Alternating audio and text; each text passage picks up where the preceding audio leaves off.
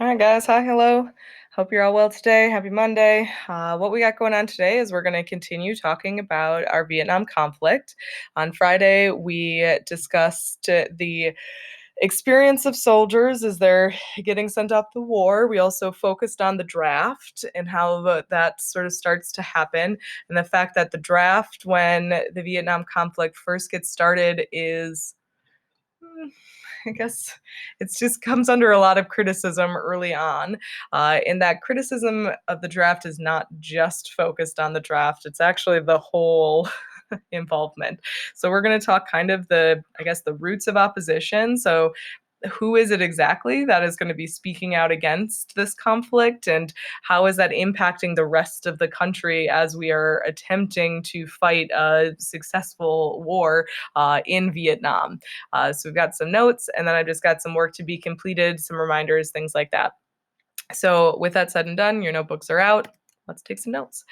So the roots of opposition. So the places that I guess the most discontent in our country, besides that of minorities, which are already in a, again, whirlwind of discontent, is going to be focused within the students or the younger generation, the baby boomers who are coming of age in the mid 1960s. And what's going to develop out of that is a group that becomes, I guess, known as the New Left. Okay. Oftentimes, when you hear people reference the left in American politics or society, you're thinking of people who are again, openly supportive of communist or socialist ideals. The New Left is not necessarily saying that that's what has to happen in our country, but they are, again, being very critical that there needs to be change. And within this larger and group that starts to form, a specific, and put a little star next to them because they're very important, group is going to develop an organization called the SDS, or the Students for a Democratic Society.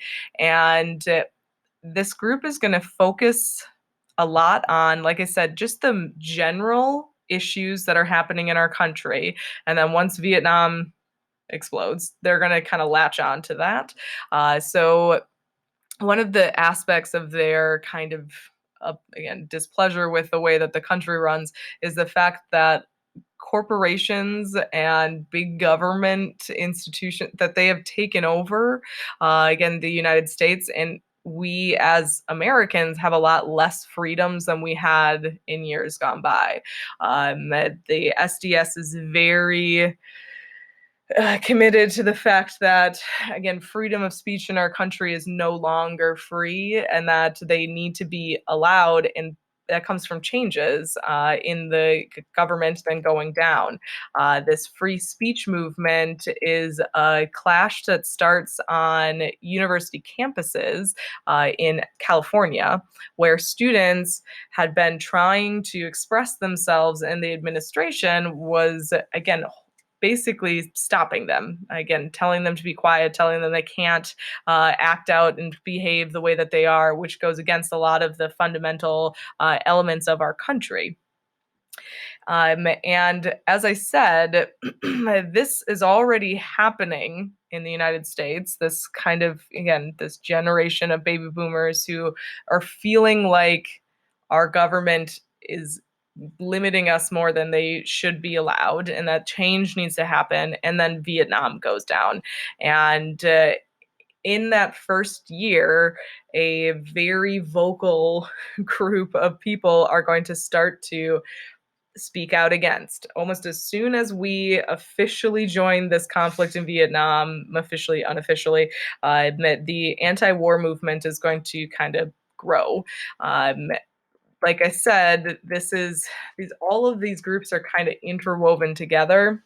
Again, not every person who disagrees with the war is part of the SDS or the New Left, but they do have a lot to do with each other. So what we're going to see is that this movement, just like the civil rights movement, are going to use demonstrations to try and pinpoint or draw attention to the issue.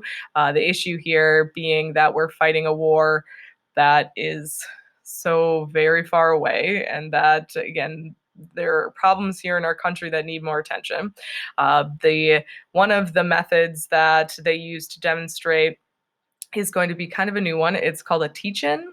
It's kind of a combination of a sit-in and an educational forum. It's a protest that really was more about trying to, again, inform people about the truth behind the matter, where the government, through a lot of this time, is kind of obfuscating for us. They're kind of like putting a I don't know, like a veil between the truth and what is happening, in the fact that they're keeping a lot of things from us doesn't sit well. SDS is going to be obviously very active during this. This is a perfect example of freedom of speech being denied as, again, anti-war movement protests and demonstrations get shut down, get, again, closed out, so on and so forth. Marches will happen in Washington throughout that first year. And then something happens which really, again, it sets this young generation off, and that happens in 1966. In 1966, a law is going to happen that changes the draft. The draft, like I said on Friday, said that if you were enrolled in college, you could defer from active duty. Now in 66, you have to get good grades. And even if you're enrolled in college, if you're not earning a good enough grade, you could still be called into action. As the again, time goes on, more and more individuals are going to try and fight against this and fight against the war and the fact they don't want to participate. And again, the people being sent to war are these people. It's this generation. These young people who are coming of age are being sent to fight in a war that a lot of people don't agree with. So what we see happen, and this is something, again, that you probably have heard of before because it is controversial to the extreme, are it's civil disobedience, breaking the law, dodging the draft. Again, fleeing the country, again, getting out of Dodge as fast as possible. The idea of trying to evade the law, which states if you get drafted, you have to show up and you have to go and all this kind of stuff. So again, draft dodgers are people who find workarounds or straight up flee the country so that they don't have to serve.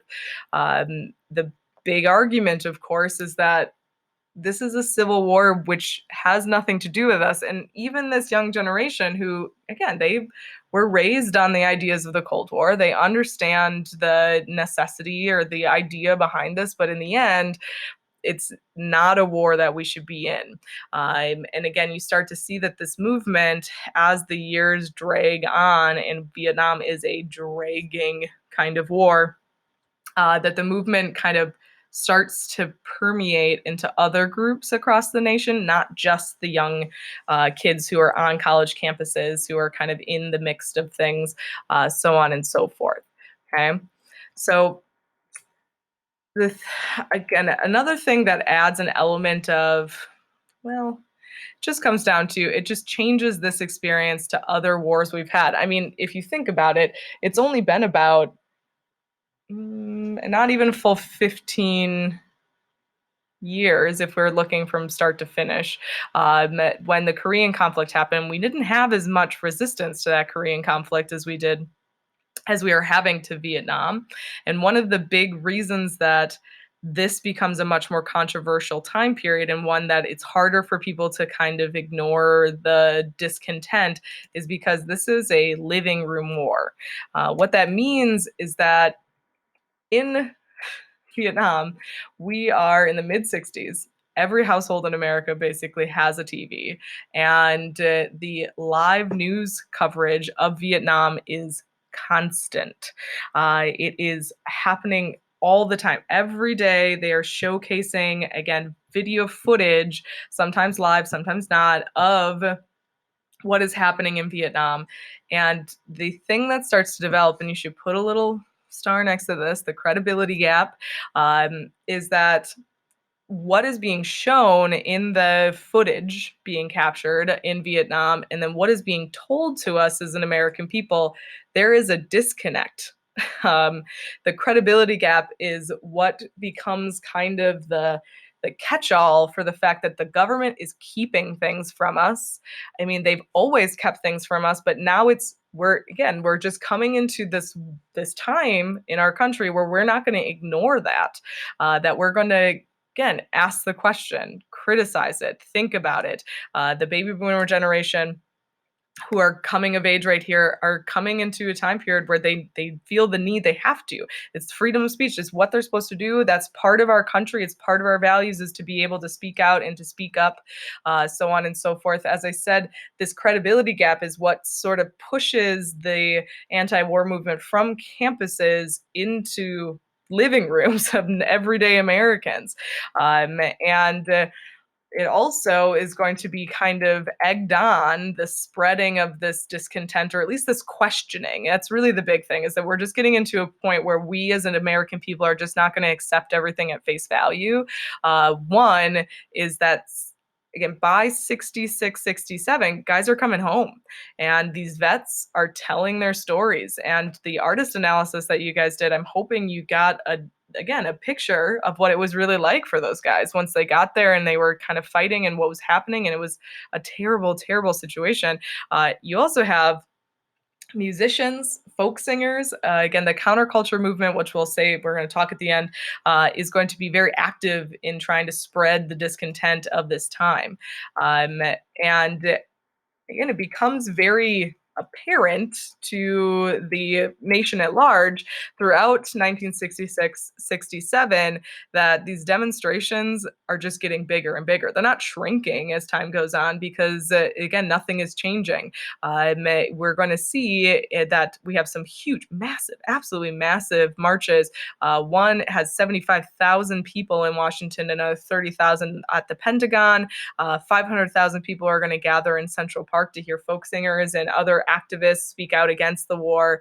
By 67, the American people find themselves, as is so often the case in our country, divided into two camps.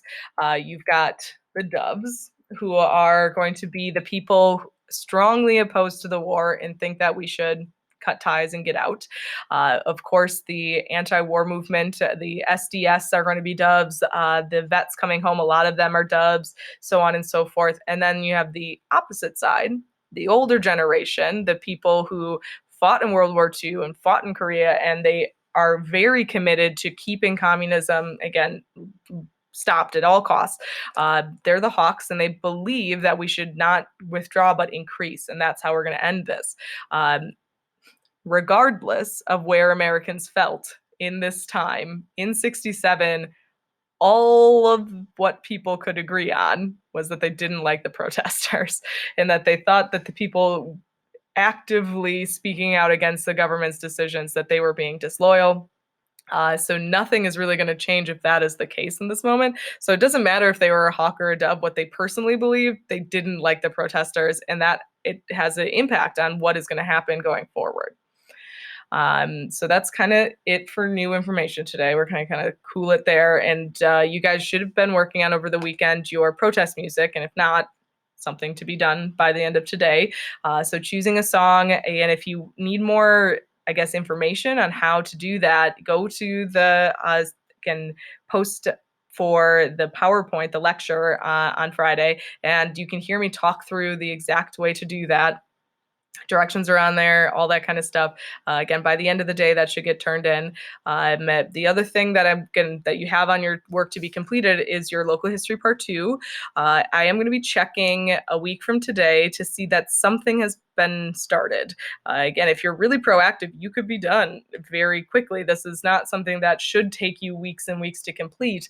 It's just a matter of sitting down and getting to work. Please check out the how-to video lecture that I created for you guys. It's really helpful to be able to kind of step-by-step, how do I go about doing this? Again, I highly encourage you check that out.